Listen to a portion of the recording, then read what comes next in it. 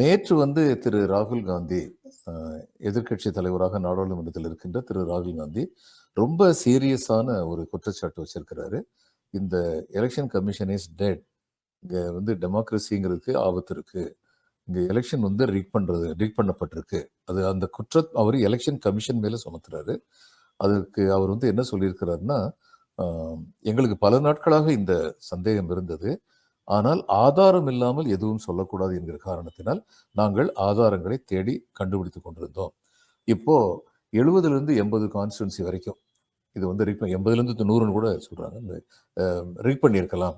அப்படின்னா இவங்களுக்கு வந்து இன்னைக்கு 270 கூட கிடைக்கல பிஜேபிக்கு. 243 என்னமோ தான். இவங்களுக்கு 99. இப்போ ஒரு 70 கான்ஸ்டிடுவன்சி ரிக் ஆயிருச்சுன்னா இவங்களுக்கு 70 கான்ஸ்டிடுவன்சி குறையும். காங்கிரஸ் மற்றும் மற்ற கட்சிகளுக்கு 70 கான்ஸ்டிடுவன்சி வந்து கூடும். ரெக் பண்ணாங்க அப்படின்னு சொல்றதுல இவர் இன்னைக்கு சொல்ற குற்றச்சாட்டு என்னன்னா, ஒரு குறிப்பிட்ட நாடாளுமன்ற தொகுதியில மொத்தம் 6.5 லட்சம் பேர் ஓட்டு போட்டாங்க. அதுல 1.5 லட்சம் வந்து ஃபேக் ஓட்டர்ஸ்ன்னு சொல்லி எங்ககிட்ட இப்ப ஆதாரம் இருக்கு. நான் அந்த ஆதாரத்தை வந்து விரைவில் வந்து சமர்ப்பிக்கிறேன் அப்படின்னு சொல்லியிருக்காரு. இவ்வளவு பெரிய குற்றச்சாட்டை வந்து ஆதாரம் இல்லாம ஒருத்தர் பேசுவாங்க. அவருடைய கிரெடிபிலிட்டியே வந்து அதுல இதாயிரும். ஒண்ணு அவர் கிடைச்ச ஆதாரம் வந்து உண்மை இல்லாததா யாராவது ஏற்படுத்தினதா இருக்கிறதுக்கான வாய்ப்பு இருக்கா? இருக்கலாம்.